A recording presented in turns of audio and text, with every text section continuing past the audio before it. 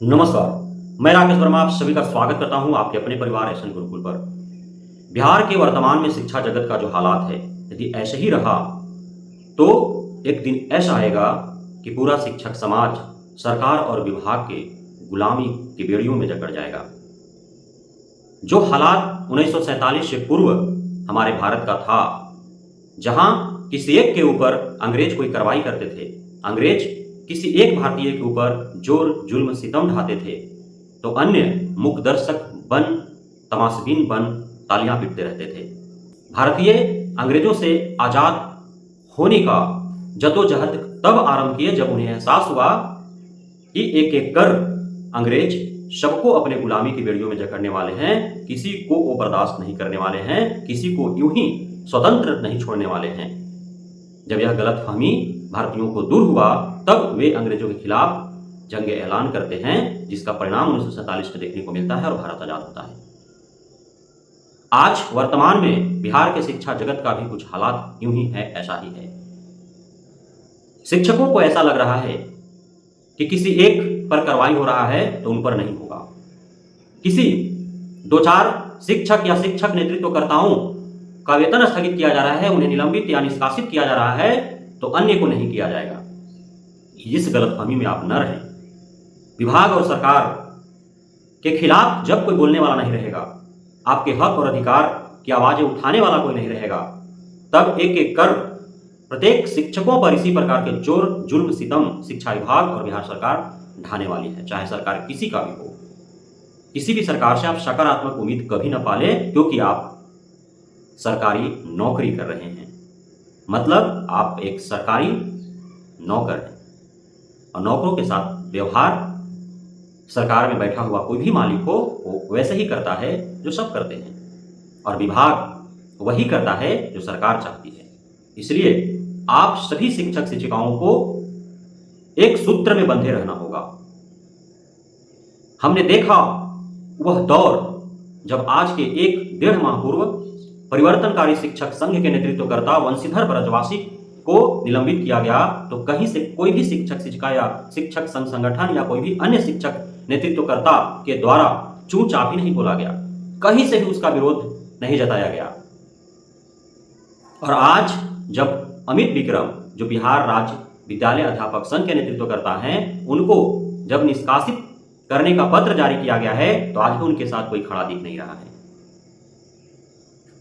जबकि चाहे वंशीधर ब्रजवासी हो या अमित विक्रम हो, हमेशा अपने नौकरी को ताक पर रख आप सभी पूरे शिक्षक समाज के ऊपर हो रहे जोर जुल्म सितम के खिलाफ आवाजें बुलंद की है।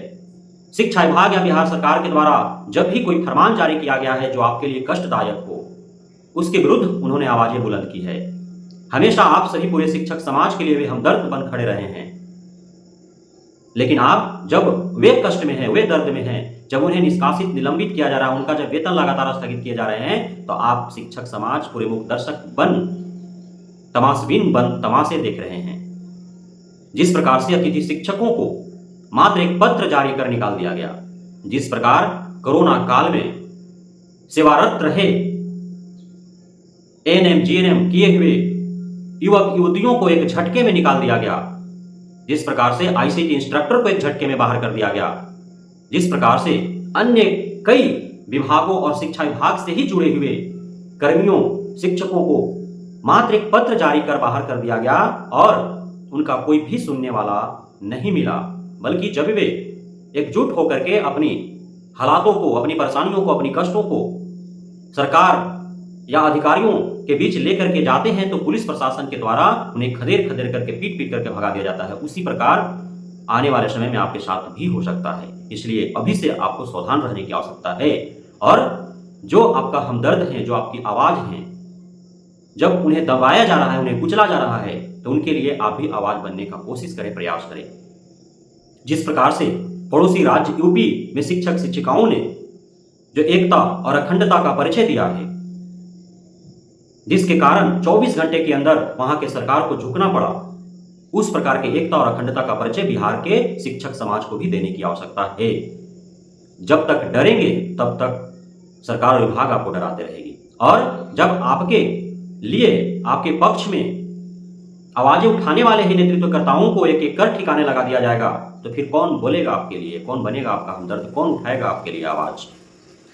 आगे आने वाला भविष्य काफ़ी खौफनाक, दर्दनाक होने वाला है यदि यूं ही इसी प्रकार शिक्षक समाज का हालात रहा तो। आज इतना मजबूर क्यों है शिक्षक समाज? यदि इसी प्रकार आप मजबूर रहोगे तो शिक्षक रहते हुए भी आप मजदूर दिखोगे, आप मजदूर बनोगे, क्योंकि मजदूर की बात ही आपसे कोई भी कार्य कराए जाएंगे। जब आप विरोधी नहीं करेंगे, हर दिशा निर्देशों का आप यूं ही पालन करते रहेंगे, आपके लिए कोई बोलने वाला ही नहीं रहेगा, तो फिर सरकार विभाग जो कहेगी, जो चाहेगी वो आपसे करवा लेगी, आपको करना पड़ेगा। कोई अन्य विभाग के कर्मी वो अपने कार्यों के अलावे कोई अन्य कितने कार्य करते हैं आप सोचो, लेकिन आप 2 दर्जन कार्य करते हैं अपने शिक्षण कार्य को छोड़ करके। लेकिन आप क्यों सह रहे हो, बर्दाश्त कर रहे हो, सारे कार्य कर रहे हो? इसलिए कि आप इसके खिलाफ बोलते नहीं हो। आपसे जो करवाया जाता है आप भोले भाले बन सारे कार्यों को करते हो और इसी प्रकार करते रहोगे और अत्यधिक आप पे जोर जुल्म सितम ढाया जाएगा आगे आने वाले भविष्य में, यदि यूं ही आप तमाशबीन बने रहें तो। इसलिए अब भी वक्त है, सुधर जाएं, सजग हो जाएं और आपके ऊपर जो जोर जुल्म सितम ढाया जा रहा है, आपको जो शोषित प्रताड़ित किया जा रहा है, आपको शिक्षण कार्य के अतिरिक्त 2 दर्जन से अत्यधिक शिक्षकेतर कार्य जो लिए जा रहे हैं, इन सभी के खिलाफ आपको आवाज़ें बुलंद करना चाहिए और एकजुट होकर के आपके नेतृत्वकर्ताओं पर जो कार्रवाई की जा रही है विभाग और सरकार के द्वारा, उनके लिए भी आवाज़ें उठने चाहिए। बहुत बहुत धन्यवाद आप सभी शिक्षक साथियों का हमारे साथ जुड़े रहने के लिए, बने रहने के लिए, इतना प्यार देने के लिए, यहाँ पे भरोसा बनाए रखने के लिए।